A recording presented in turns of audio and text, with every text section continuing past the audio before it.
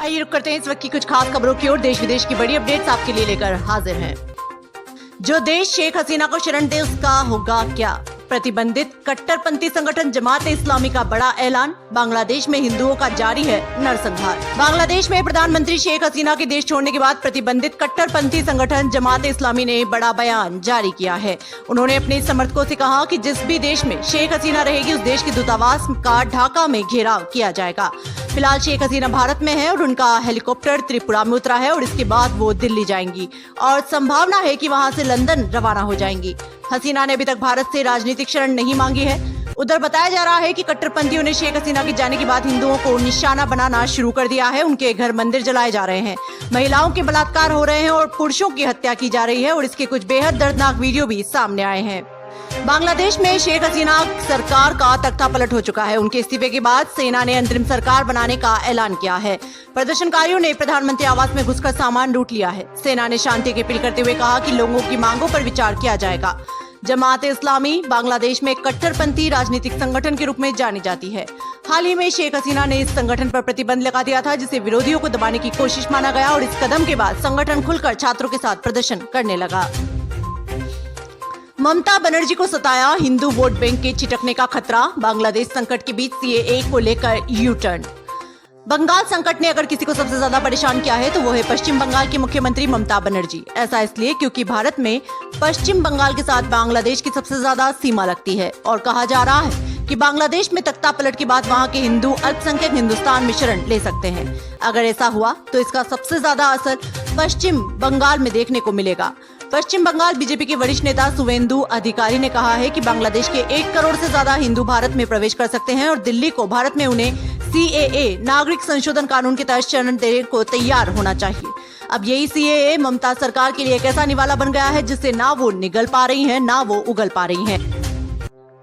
57 मुस्लिम देशों से शेख हसीना ने क्यों नहीं मांगी शरण? राजा भैया ने कहा कुछ ऐसा कि सोचने पर हो गए सब मजबूर। भारत का पड़ोसी देश बांग्लादेश इस वक्त धधक रहा है। ये कहना गलत नहीं होगा कि देश का भविष्य अधर में जाता नजर आ रहा है। अचानक बड़े सियासी उथल पुथल ने देश को झंझोड़ कर रख दिया है।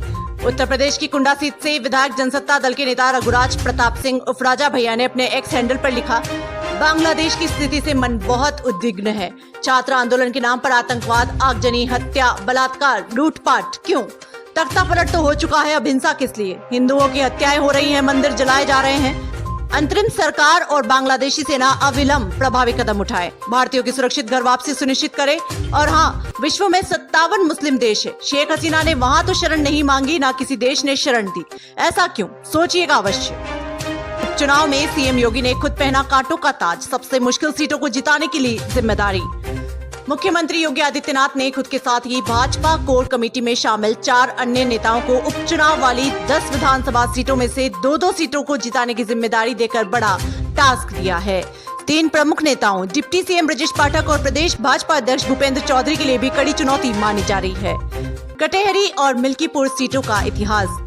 बीते 3 विधानसभा चुनाव के नतीजों पर गौर करें तो इन 3 नेताओं को जिन 6 सीटों की जिम्मेदारी दी गई है वे समीकरण के लिहाज से भाजपा के लिए मुफीद नहीं रही हैं। सीएम योगी की जिम्मेदारी वाली मिल्कीपुर पर सिर्फ 2017 में पार्टी चुनाव जीती थी। 2012-2022 में ये सीट सपा के कब्जे में रही। इस सीट से विधायक रहे अवधेश प्रसाद शर्मा श्री राम मंदिर बनने से बने माहौल के बावजूद भाजपा को हराकर संसद चुने गए हैं।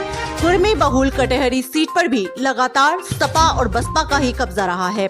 इस सीट से लालजी वर्मा कई बार विधायक चुने गए हैं। 2022 में वे सपा से चुनाव जीते थे और अब वो सपा से सांसद बन गए हैं। कटेहरी सीट से भाजपा सिर्फ 1991 में और मिल्कीपुर सीट पर 2017 में ही चुनाव जीत पाई है। ऐसे में मुख्यमंत्री ने इन सीटों को जीतने का टास्क लेकर सपा के सामने कड़ी चुनौती पेश की है। धुआं हो रहा है बांग्लादेश। 27 जिलों में हिंदुओं का कत्लेआम, घरों और दुकानों में लूट और 54 मंदिरों को गया फूका। बांग्लादेश में तख्ता पलट के बाद हालात बद से बदतर होते जा रहे हैं। आरक्षण विरोधी आंदोलन हिंसक रूप ले चुका है और देश में हिंदुओं पर हमले शुरू हो गए हैं। 27 जिलों में घर में घुसकर हिंदुओं के साथ मारपीट की जा रही है, घरों में आग लगाई जा रही है, दुकान लूटी जा रही है और बेरहमी से कत्लेआम हो रहा है। मंदिरों को आग के हवाले किया जा रहा है। हिंसा की आग में जल रहे बांग्लादेश में जगह जगह पर धुआं उठ रहा है। हिंदुओं की बस्तियों में चीख पुकार मची हुई है और पूरे देश में दंगाइयों ने आतंक का तांडव मचा दिया है। हिंसा, हत्या और लूट के बीच सरकार बनाने में व्यस्त है सेना।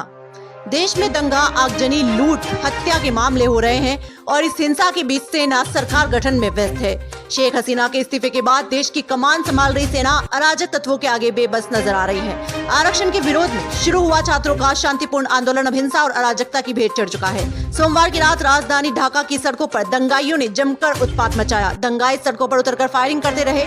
जहां भी हिंदुओं की दुकानें और घर नजर आए, आग लगा दी गई। देश दुनिया की तमाम बड़ी खबरों से जुड़े रहने के लिए देखते रहिए पीटीवी हिंदुस्तान। यदि आपने अभी तक आपका अपना YouTube channel PTV Hindustan subscribe नहीं किया है तो अभी सब्सक्राइब कर लें, बेल आइकन जरूर दबा दें।